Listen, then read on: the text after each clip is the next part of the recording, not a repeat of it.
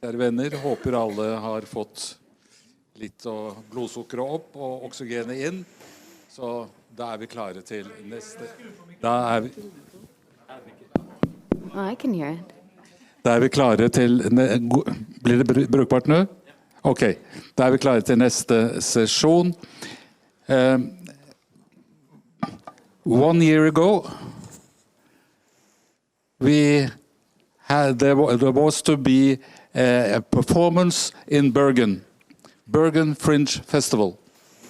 And it was cancelled because one of the participants, Ori Lenkinski, it turned out, had her address in Israel. Now, we in MIF didn't like that, so we have challenged it. And now she is here in Norway to do her performance.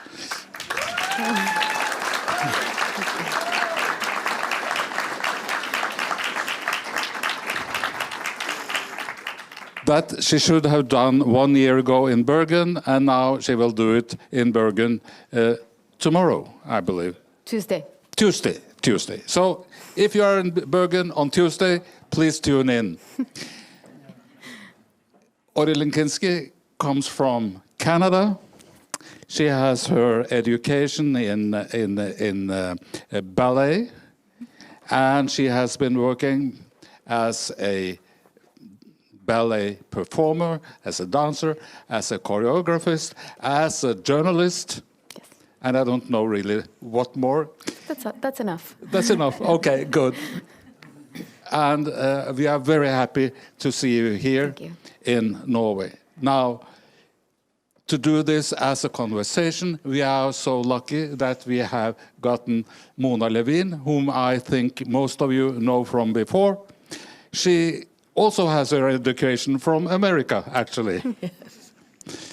And she also used to be a performer as a skuespiller. Actor, thank you. That was so last century. That's so long ago, I almost forgot the word. But after that, Mona has been a critic in Aftenposten and has done a lot of other work on this kind. So there will be a conversation between Mona, the critic, and Ori, the performer. And I give you the floor to you, please. Thank you for coming. Thank you. Thank you.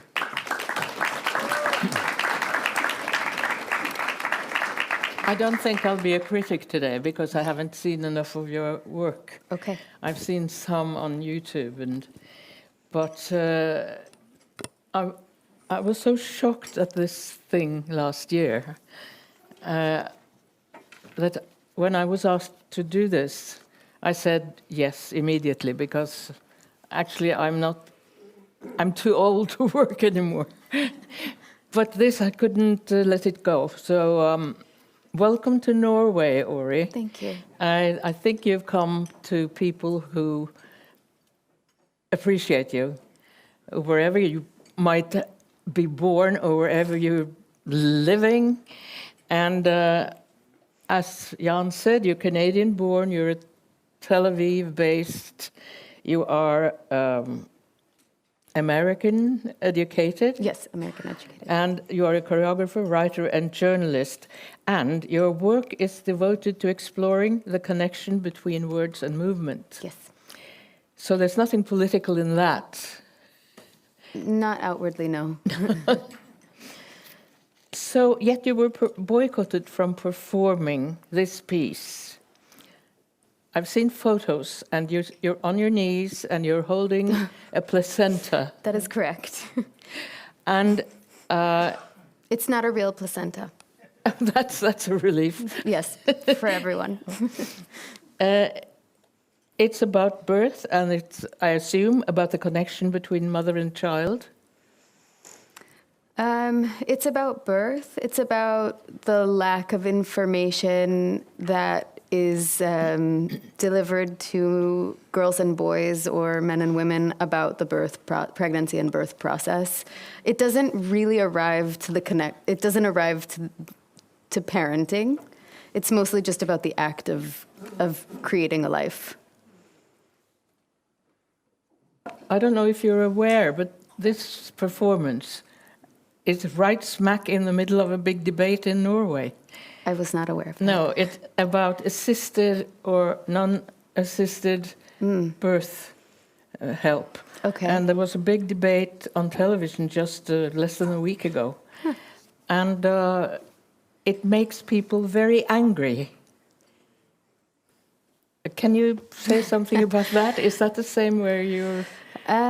Well, Israel is a country that is obsessed with childbirth for obvious reasons. And the subject matter hits people in very personal and sensitive ways. And I've performed this piece in a bunch of different places around the world, and it's incredible to see how the response varies and how people are very open about certain elements of pregnancy and birth and how they're very closed about others, and that differs from place to place. So that actually makes a lot of sense here. Okay. It must have been a great surprise for you to be cancelled with that piece of dance theatre. Has that happened to you before? It was the way that it was worded was quite surprising.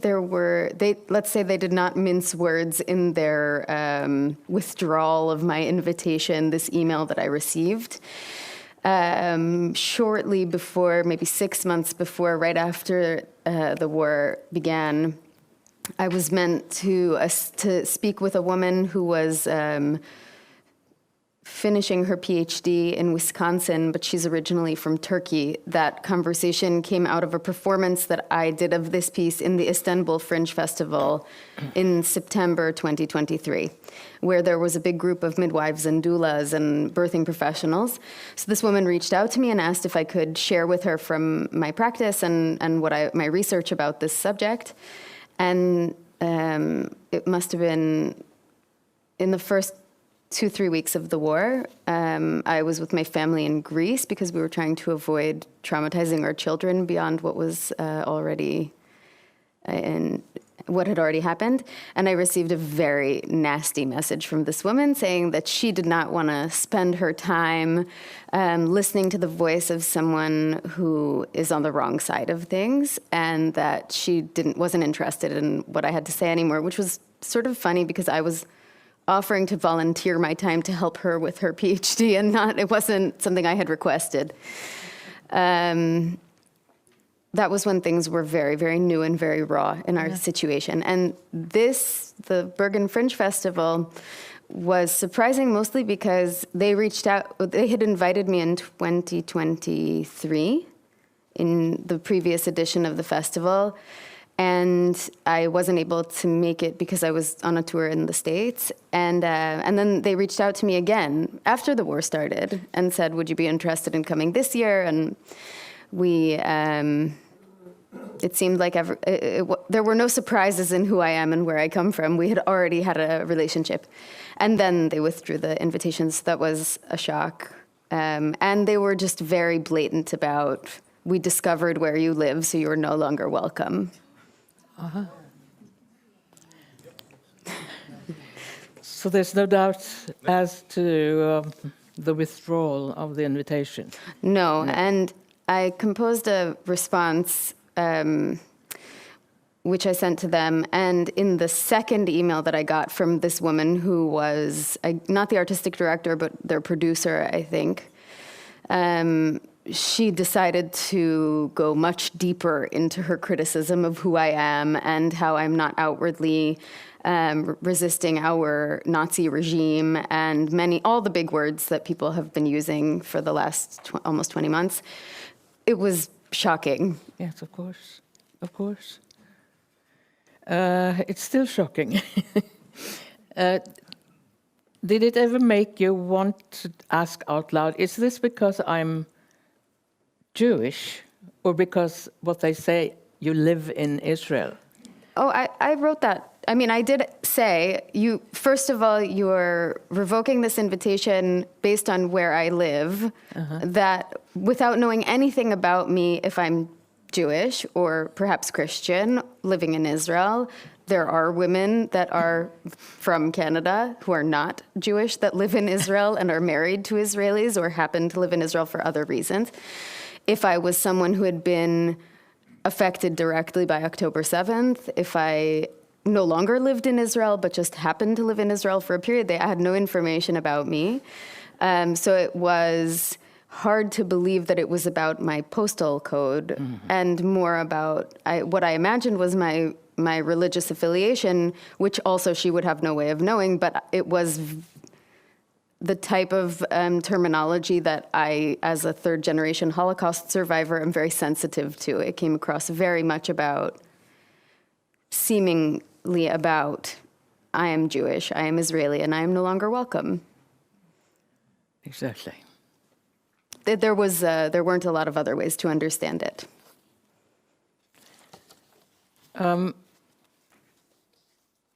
Do you feel like you have berufsverbot, so to speak? I don't know what that is in berufsverbot. Well, you're forbidden to work for political reasons. Oh. Here. Yes, here or anywhere, but this is the only place this happened to you. It was just Norway. It was, well, it's difficult to say. We, before October 7th, we were in the Israeli dance community and theater community. We were traveling a lot and presenting our work all over the world. That was something that was very much part of our lives. And we don't really do that now. So whether that's, whether that means that someone has received my application for a festival or has reviewed my work and said, no, we won't invite her because of this, which I'm sure has happened.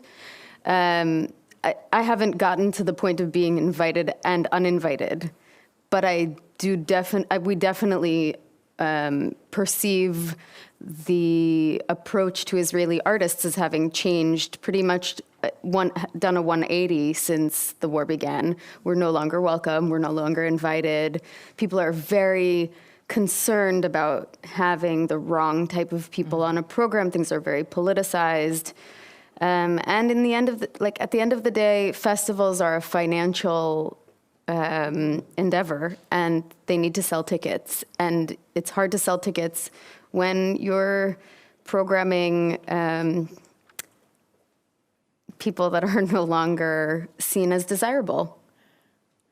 So are some of your colleagues, have they experienced this as well? All of my colleagues have experienced this. This is something that we in Israel can talk about very openly, that we just don't go abroad anymore. And when someone does go abroad, it's a very big deal. One of the main events on the annual calendar in Israel, and it's not just that it's an event that happens once a year, but that it's something that you really organize your schedule based on for months beforehand, is international exposure. In the dance community, there are two different international exposures that happen basically in tandem, one in Tel Aviv and one in Jerusalem. Since I arrived in Israel in 2007, this has been a major event where 100 plus dance presenters and theater directors arrive to see the new work that's come out that year. And we haven't had that for obvious reasons. I can't imagine why anyone would want to visit right now, but we haven't had that event for now 2 years.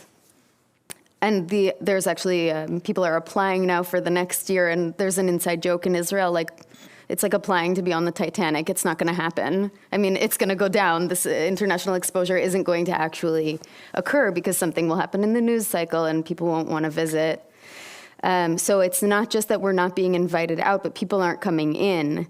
And so there's really very few opportunities for exchange of our work. Yes. There was something also about it that you were supported by the Israeli government. Yes. Financially. It's such a sore subject for me. Because of the type of work I do, I've had some difficulty in being categorized, because I'm doing, before when you said, well, there doesn't seem to be anything political about dance and words. In my personal career, there is something very political about that, but it's a different kind of political. It's not relating to the conflict. So yeah, that was one of the accusations of the Bergen Fringe Festival, that I am supported by the Israeli regime, which I am not. I am not directly, but I do work in the Israeli cultural community, and everything that happens is in some way directly or indirectly funded by the government, just like in any other country. Right, just like the Bergen Fringe Festival. And I don't know if anyone before this happened were asking them any pointed questions about their political affiliations, because they're an arts organization, but they did take the luxury of asking what mine are. Yeah. Or not asking.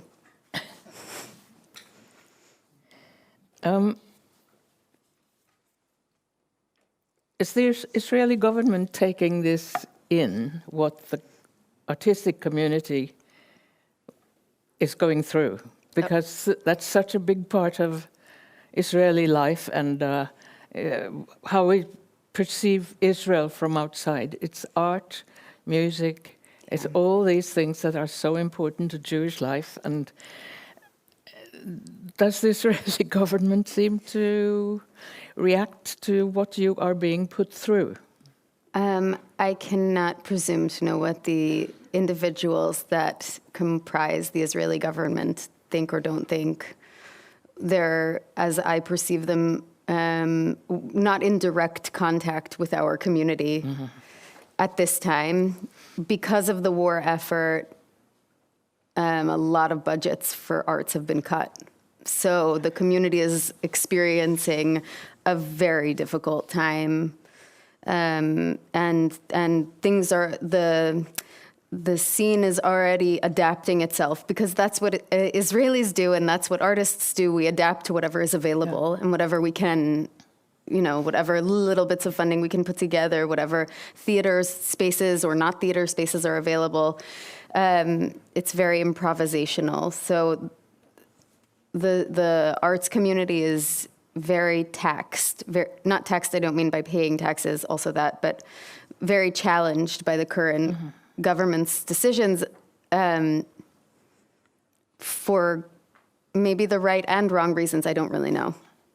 I assume tourism is also going down during these times, so you don't have the normal influx of people from outside to see you. No, and also a lot of the hotels, or many hotels in Israel, are still being inhabited by people who cannot live in their homes. Ah, yes, that's true. So that has, even our internal tourism has changed, because there are places that my family used to go on holiday that we don't go to now, because they're fully booked with communities from the very north of Israel that can't live in their homes, or Otef Aza, the region surrounding the Gaza Strip. I mean, the country has changed in just an unbelievable amount of ways. It's hard to put into words how very shattering this last period has been. Do you think it will ever, or do you think it will get back to normal? I think that what normal is will be changed by what we've been through. Perhaps perhaps the war will end. It could end at some point. It could also continue for an incredibly long period of time, as it has already. I mean, I remember on October 7th in the morning, sitting with my family in like the safe room, and my husband and I sort of exchanging glances, and him saying like, it'll blow over by the afternoon. Yes. But something will change, something will move forward, life continues. And I don't want to present a picture of Israeli life. I mean, I don't know how many of you have visited or been recently life does continue. People do perform. People do go on holiday. People do have barbecues, and in whatever way is possible, alongside this enormous pain, life is continuing. Because there is enormous pain within Jewish community worldwide, I think. Yeah. And it's hard to cope with that. But then I can only imagine what it must be like for you who actually live there. I know it's hard enough to be outside Israel. And so it must be, as you said, taxing in so many ways. But maybe we should go back a little to your work. You have performed around the world. You're also a creative writer. Yes. And write you can do, even if it's horrible outside. True. Do you write about this situation now? Or have you thought of putting it somehow into dance? No, I don't. Aside from these responses to this festival and other very specific moments, I generally feel that I should stick to what I do. And what I do is write about the arts, make art, perform, and raise my children. And I'm not overly enthusiastic about the prospect of interpreting this situation into something performative. Mm-hmm. I think it is present. Our reality is present in the things that we perform. It's present in how we relate to an audience, in what the audience is capable of enjoying in this time. So we're performing differently than we used to. Mm-hmm. But I don't imagine that I will. I mean, it's so hard to say. I'm sure it will affect what I make. I don't know if what I make will be a direct response, or if that will be something that anyone could perceive to this situation. You are perceived as a feminist artist. Is there something in you and your perception of yourself as a feminist that really, I mean, the whole thing is horrid, let's face it, we don't have to go into that, but is there some kind of you, a feminist side to you that really reacts more to this specific situation here in Norway? Or in general? In general, and then we'll get back to Norway, because it's pretty tough here too. Yes, I've heard. No comparison, of course. Well, what you said before about how it's difficult, that it's so difficult in Israel, and that it's also the Jewish communities abroad are also going through difficult times. There's such different difficulties. We met Yana, who works in the Israeli embassy last night, and we were discussing the difference between being an Israeli in Israel and being an Israeli abroad. And I think that in Israel, everyone is carrying that pain. You can see it, and you don't need to describe or explain anything. And I think when you're abroad, and I grew up as a Jew in a Jewish community in Philadelphia, you have to do a lot of. Not everyone's on the same page with you, so you have to explain things, and people might have a different opinion. And in Israel, we're all going through it together, and there is something very bonding about that, and something very unifying, that we're literally in the same boat.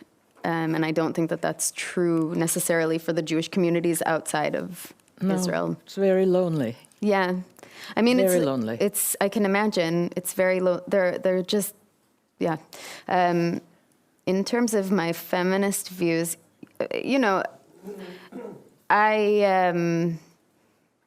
it's so difficult to see how individuals and communities and organizations that were very feminist and perceive themselves as being very feminist before October 7th suddenly don't seem to have take issue with things that are happening to women, Israeli women and Palestinian women, and how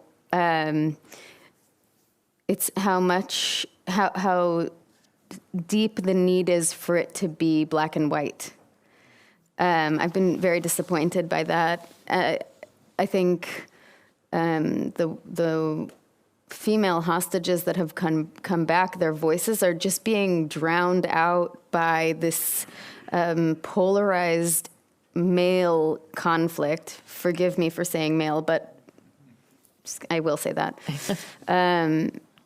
And it's shocking to me that these women with these real lived experiences are coming back and saying something, and the immediate reaction of the media and of a lot of these very left liberal organizations and institutions are like, nah, they don't really mean that, or that's not really true, or we don't really need to be upset about this or say anything about this. Yeah, that's offensive to me. That is offensive. Just.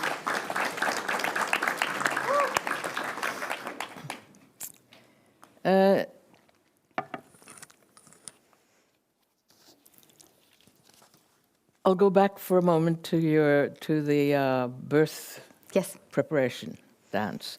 The placenta, what is the significance of that for you?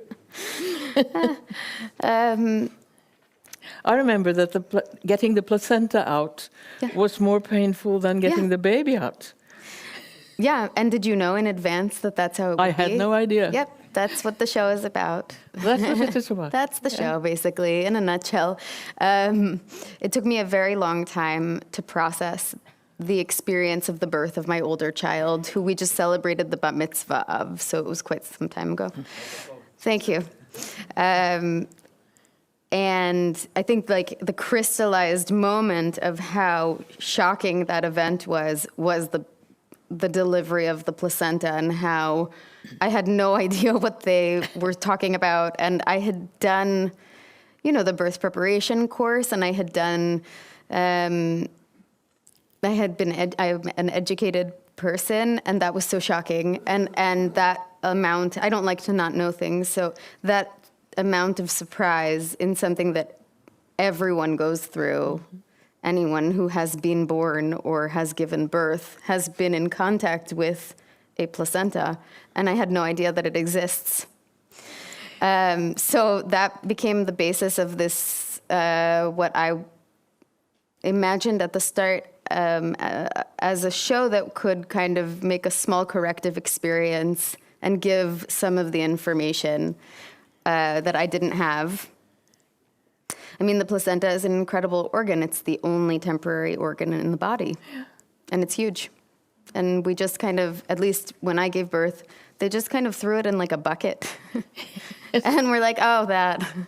And it was such an afterthought. And so I took some time to think about that and read about that and speak to midwives and doulas around the world about what their practices are. And it was really fascinating. Absolutely. And I think this would resonate with every woman who has ever given birth. Yeah. And that's about half the world's population. And every other person had a placenta that they were attached to at some point. It's not even a women's issue. Like every single person in the show, this is part of the text, so if you see the show, I apologize for doing a spoiler, but that every human being was born with a placenta, and most human beings will go throughout their entire lifetime without ever thinking, where is my placenta? You could have it under your arm or something and carry it with you. It's not what anybody would do. Nope. So as you say, it ends in a bucket. Or some people bury them. Some people bury them, some people eat them. Yes, they do. Is that something that even occurred to you? When I was giving birth, no, because I was very much in the dark about these things. But while I was making the show, I don't think I would have, it doesn't speak to the person that I am. I don't think I would have done it. But there is a process where, and actually the like one doula in Tel Aviv that does this was someone who worked with me on the show. There's a very aesthetic process in which it becomes like 200 capsules, and you take them over the course of some time, a few months. It's supposed to have great health benefits. We're the only mammal that doesn't eat our placenta. That must say something. That's right. I never thought of it that way. But that's interesting. That's very interesting. And the way why animals do that is because there are all sorts of nutrition probably in the placenta that they need. Yeah. And that they can give back to their babies, be they animals or humans. Yep. Yeah. So what's next for you now? I mean, after Bergen? After Bergen, if my flight happens, I will return home for a few days, and then I'm performing a dance piece, which I will do this evening here, in a sort of an Israeli festival that's happening in Berlin, which is a bit of a do-over for the international exposure that didn't happen last year. And then I plan to start a new piece, a solo for a male dancer, a very fabulous male dancer, in June. Do you find it hard to be creative in this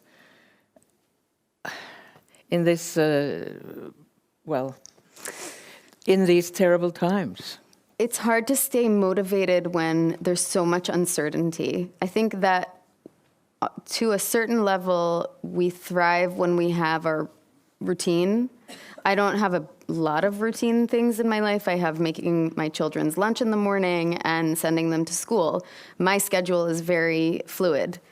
But for example, for the last week, my kids were out of school because there was a teacher's strike, because the government imposed a new tax on all public sector workers of 3.3%, which sounds like not very much, but for teachers that are already making a very small salary, it's significant. So every night we were waiting to see if there would be if the strike would continue to the next day.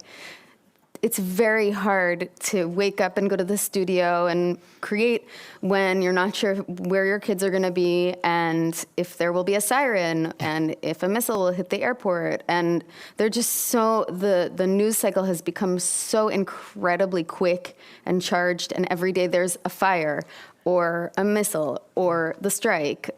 So many things. But in general, I think that it actually, like times of struggle and strife are very good for creativity. Mm-hmm. And Israel is a country that is producing so much art. And that is not, that's not by chance. That's because people feel the need to express, in whatever abstract or direct way, their vision and their view of reality. And there's a lot of material there. Yeah. And I think in other places that I've lived where life is more settled and more peaceful. And foreseeable. And foreseeable and calm, there isn't that same need to say things, to get out there and put yourself out there and get people together to make something. And I mean, we really have just an unbelievable amount of performances every day in Israel. Every day we're fighting for audience because there are so many shows happening. It's hard to explain what that actually looks like, but... Are people afraid to go out in the evenings, or do they just sort of say, I will go out? They're not going to take my life away from me as well. It really depends. There are periods where it's so volatile, and it's not always actually connected to the imminent threat. Sometimes there's a fear in the air. Leading up, I think in April of last year, and the most recent Iranian attack, there were like days where people canceled things and where people didn't go out. They were worried to go out. But then you walk around in Tel Aviv and the bars are full and the cafes are full and the theaters are not exactly full, but they're fullish. And people are out. There's no choice.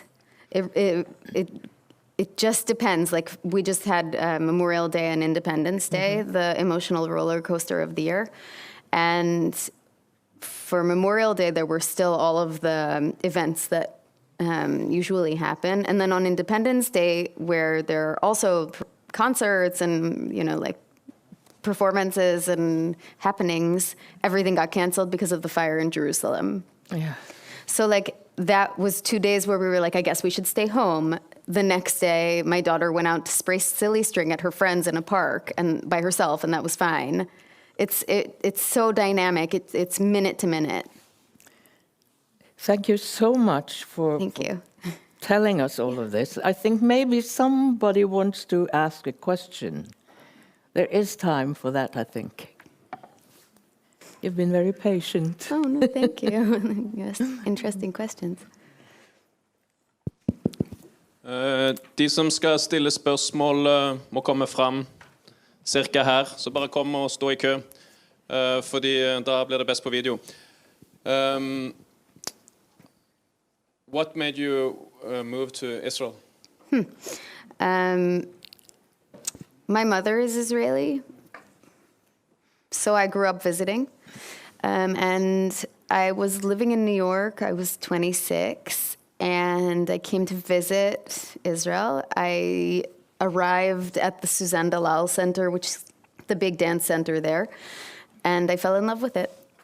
And so I stayed. It was pretty much that simple. You got married to an Israeli man? Yes, several years later. And now I have 2 Israeli children who I just mentioned to someone earlier, don't know what snow is, which is so strange as a Canadian. Yes. I've never seen it before.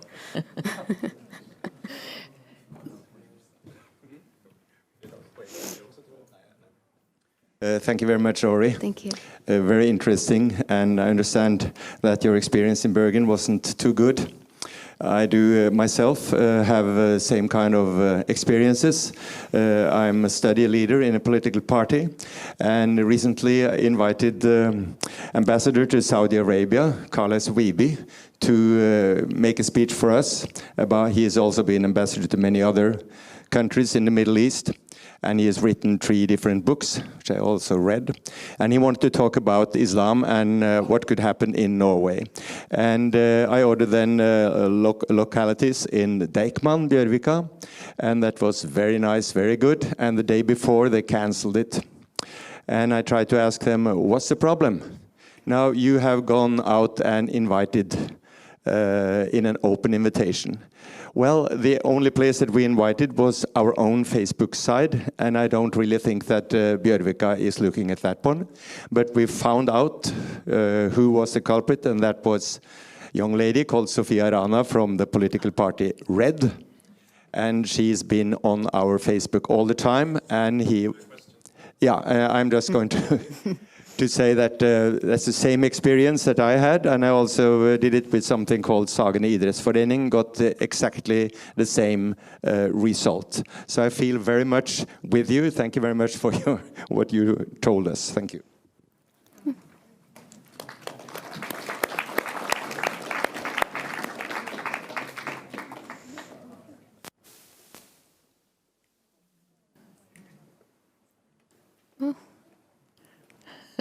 The baby has a question. Yeah. Yes, of course, representative for your... Okay. Yeah, thank you so much, Ori. I was just wondering, how do you feel about going back to Bergen now, after what you experienced the first time? I live in Bergen. Okay. So I want to see your performance. Oh, great. Well, thank you for the question. When I received the invitation, the first one 2+ years ago, I looked at pictures of Bergen and I thought, I just have to be there. I know that I need to go there. And this feeling, I'm not sure why it happened, this feeling of really wanting to visit this place. And I think, I will take myself and my art to anywhere where it's welcome. And thanks to this community, it is welcome in Bergen. So I'm pretty happy to go there. I feel it will close this circle, as long as it's safe, which it seems like it will be. Yeah, looking forward to it.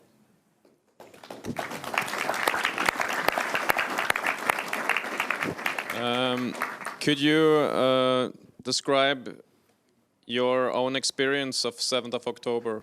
When did you first hear about it, and what happened around your family that day? Sure. So it was Saturday morning. It was the last day of Sukkot. So our kids had been out of school. Like, there's the Israeli calendar is not organized for people who have jobs, like the school calendar. We had been on holiday with our kids in New York for a month, and that was only half of their holiday. We had to keep them busy in Israel for another month after that. And then they were in school for 5 days, and then the holidays started. So we had gotten to the end of this holiday vacation, and my husband and I were just like, high five, that's it. We're getting back into work. We both had a lot of work. I was supposed to fly on October 9th to a residency in Croatia to make a dance piece, which then I made in other places. But there were so many plans that were about to happen, and it was 6:25. I woke up because my phone made a noise. I saw 2 messages, one from my mother and one from Rachel, who is one of my dearest friends and a choreographer that I have worked with, and Tomer, who is here with me, we work with her, we perform in her pieces. The same message, are you okay? And so I immediately wake up and I'm looking at my phone and thinking, what is happening? And a siren goes off. We hadn't had a siren in quite some time. I don't know if any of you have ever experienced what that is. Have you? Okay. Don't. I don't recommend it. So the siren goes off, and one of my children is already awake, so I call to her, and we go into the safest space that we had in our apartment, which was not a safe space, but a place with no windows. And we're sitting there, and it's one siren and another one, and we start to understand something is actually happening. It's not an isolated moment. It's over and over. And this happens, I don't really remember that day so well, but this happens for hours. We go back to eating something, and then there's another siren. And the sirens are they're not the normal length. They're longer. They're lasting longer. We're hearing a lot of booms in the sky. And I'm getting messages from a friend of mine who is from Kibbutz Be'eri, which is one of the kibbutzim that was invaded, that her husband's parents are in their safe room and they can't come out. And they're hearing terrorists that are outside their window, coming into the house, and they don't know what to do, and his parents are in their 80s, so this was they didn't have a whole lot of options to go not that anyone had any options to go anywhere at that moment, but we didn't know that. And the sirens keep happening, and my husband says to me at some point, he shows me a video of a pickup truck with people, heavily armed, masked men, and he says, this is in Sderot, it's 45 minutes from here. And our feeling at this moment is they're coming here. In a matter of time, if they have trucks, they will drive to Tel Aviv. We live in the center of Tel Aviv. Obviously, that would be the point. Or Jerusalem, and it's inconceivable that it's happening.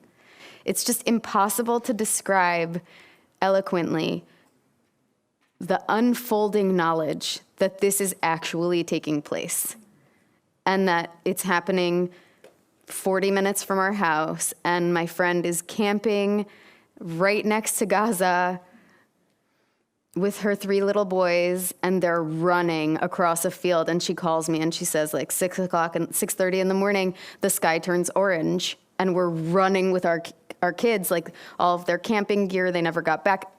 It's just people everywhere. We're all starting to communicate with each other. Where are you? Are you okay? What's happening? And in the days that followed, it just, the severity, the enormity, the tragedy is so inconceivably huge. And it's Israel. It's a small country. Everyone knows someone. We have no idea how far, who it is reaching. And it actually took several weeks until we knew where there was actually any kind of real knowledge of who made it and who didn't. And just to give like a small bit of context, there's a festival called the Akko Festival for Fringe Alternative Theater. I've participated in it for many years consecutively, and I was there. It's during Sukkot, so I was there with a show called Prisoner of Zion, which I was the dramaturg for. We came back on October 4th, and the show is about Zionism and about the conflict. We were performing. Akko is a mixed city. There were people with keffiyehs, there were Palestinians that came, and religious Jews that were there, and we had this kind of kumbaya feeling with this play. And we were staying with friends of the performer whose daughter was abducted that day. We came back to Tel Aviv, October 7th happens, and then Lee, whose show this is, calls me and says, Liat was taken and her husband was murdered. And we were just at their house.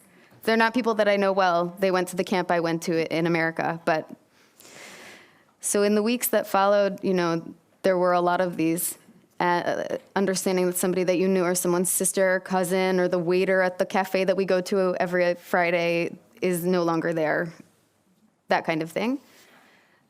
We decided at some point to go to Greece. We got on a flight. It was very, very scary. There were rockets all the time going to the airport because I felt that my sanity was really on the line. And if we didn't get, I had to parent my children and I couldn't do it. I couldn't eat, I couldn't sleep. It was very extreme. So we packed our trolleys and we went to Greece, and we thought we would be there for 3-4 days, and we were there for 6 weeks. Just kind of rolling stone. I mean, there was no school, there was no work, there was nothing. Everything was canceled. And eventually my husband said, my husband teaches at a university. He had to go home. So we went home against my will. I wasn't excited about it. It was good to go home. My parents are in Israel, my husband's parents. We needed to be with family. We were pretty alone in Greece. And yeah, just, it's really hard to, even now, to say there are still 59 hostages. It's been almost 2 years. If you were ever to make a dance or A show. about this, I assume that would be about the feelings that you now have expressed so marvelously for us. The feeling of it, the feel, and the sound and the feel of the fear, which you made even tangible, just sitting here talking. It's just my interpretation that this is what you might do, that you would try to define the feelings, the sounds, or am I way out of line here? Usually I would like for my audience to have a good time and to feel welcome and at ease and like they're being hosted well. And I don't know if I would want to make them. No.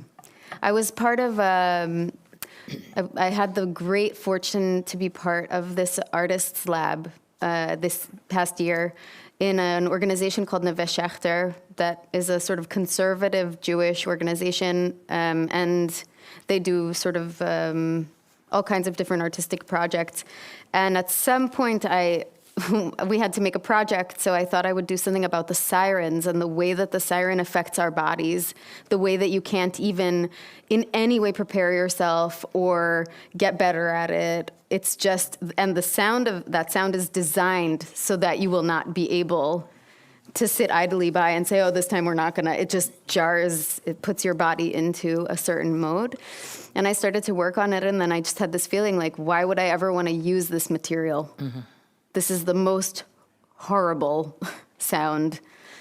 We hate that sound. I don't want to make art about that sound. And so I ended up writing something about my daughter's bat mitzvah, which I enjoyed very much, writing. Hi. Hi, Thank Carrie. you so much. You're such a beautiful soul. And Mona asked you some very interesting questions. And her last question was similar to my question, actually. Good. So, would you consider making art that I don't know how it's going to make people feel good, based on the political situation? And where do you find that line between what is political art and non-political art? That's a good question. The making of art is a political act, in my opinion. It is also an act of love, also in my opinion. You can disagree with me for sure. Making art in Israel is also a political action, whether the work is political, whether the work is intentionally about the political situation. And there are a lot of political situations. The treatment of women is a political situation. The treatment of minorities is a political situation. The way that we speak to our children is in many ways determined by politics. Everything has an element of something political. Political is the science. Politics are the science of society, of people interacting. So I think this need to categorize political and non-political art, I do not agree with that binary. And I do see my work as being political.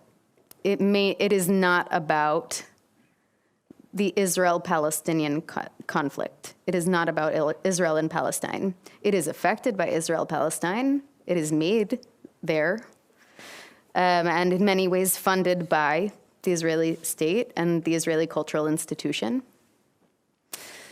But I don't think that I would like to make something about this conflict. I am mostly stymied and baffled by this conflict and very angry about this conflict. And this is a very old conflict, and it's very deep. And I am new to Israel on the whole. I've been there for 18 years. That's not that long. I'm still learning it. So I don't know if I necessarily am the right person. I know I'm not the right person to be making art about this conflict because I don't know enough. I feel a lot of things about it, and that is sometimes enough to make a good piece of work. But I don't think that that's where my artistic spirit is going. Other people's are, and there's been some really interesting things that have come out by colleagues of ours. I don't see myself going down that road, but I never really know where I'm going to go.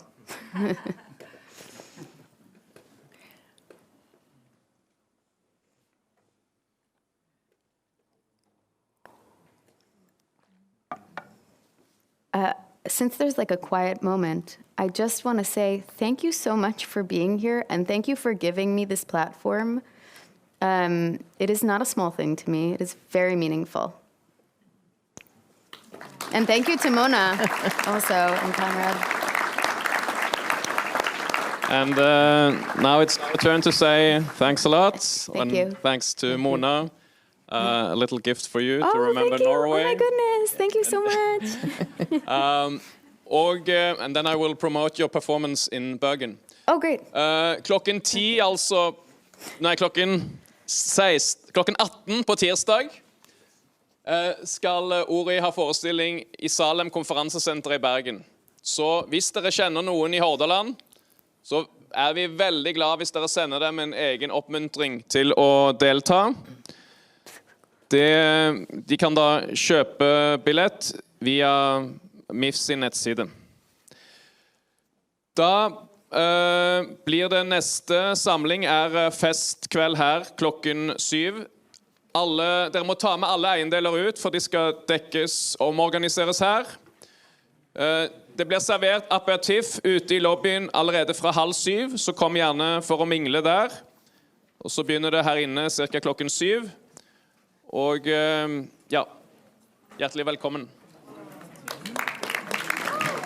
Thank you. Thank you. It was great talking to you. Yeah, you too. I sort